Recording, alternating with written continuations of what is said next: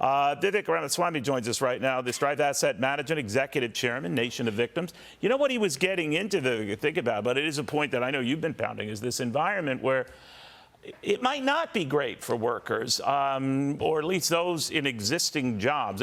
Tell me a little bit about what you're seeing.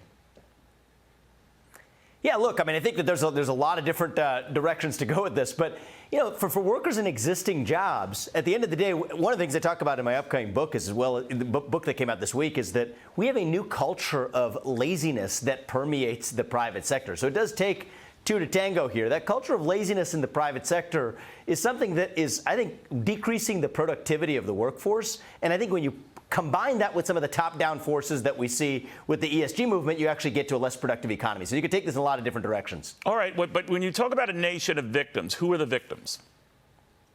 Yeah, so part of the problem is we have a new national identity based on victimhood, right? We see ourselves as black victims, white victims, liberal victims, even increasingly conservative victims. And the case I make in the book is that victimhood is in some ways a product of our status as an incumbent.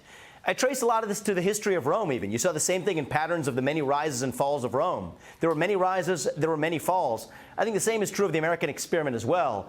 But part of our way out of this is to revive a shared national identity around the pursuit of excellence. That is part of what it meant to be American. I think that's part of what it can mean to be American again.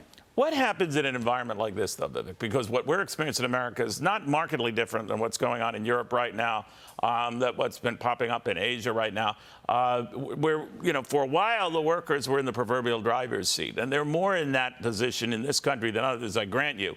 But that pendulum is swinging. Where do you see it going?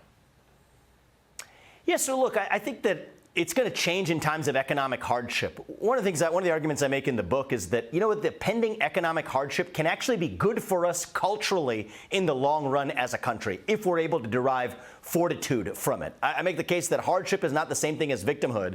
And a lot of workers have you know, I think we have pandemic era policies that incentivized people to stay home. We've been flush with government cash for a long time. That's on the back of a 15-year cycle of really artificial spending driven by Federal Reserve policy. It's like skiing on artificial snow. That era is now coming to an end. What's that going to require? It's going to require actual increases in real productivity. That's going to call calls to action for companies to increase their actual productivity, but it's also going to require a change in dynamic with the workers, where people who ultimately assumed that they were going to have a job just because that's the way it was over the last 4 years are going to realize that that environment has changed. But I hope that actually causes workers at the individual level to force themselves to be as productive as they possibly can, to compete for jobs.